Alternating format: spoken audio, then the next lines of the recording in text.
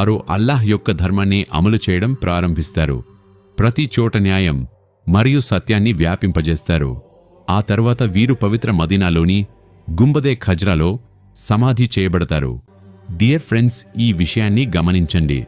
హజ్రత్ ఈసా అలైహిస్సలాం గారు ముఆజ్ అల్లాహ్ వారు సిలువపై మరణించారని లేదా చంపబడ్డారని చెప్పడం లేదా నమ్మడం అనేది ఇస్లాం ధర్మం పరిధిలో లేదు.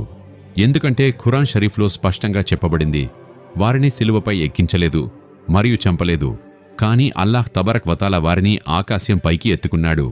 ఇప్పుడు మనం రెండవ ప్రవక్త గురించి మాట్లాడుకుందాం. వారి పేరు హజ్రత్ ఖిజ్ర్ అలైహిస్సలాం. వీరు ఒక ఉన్నత జ్ఞానవంతులు మరియు వయోస్ఫూర్తిగల ప్రవక్త. వారి గురించి ఖురాన్లో కూడా చెప్పబడింది మరియు వారి జీవితం ఎంతో మందిని ఆశ్చర్యానికి గురిచేస్తుంది. దజ్జాల్ ఈ ప్రపంచంలో ప్రత్యక్షంగా వచ్చినప్పుడు అతను తప్పుడు ప్రచారాలు చేస్తూ పాపన ద్వారా ప్రజలను అల్లాహ్ ధర్మం నుండి దూరం చేయడానికి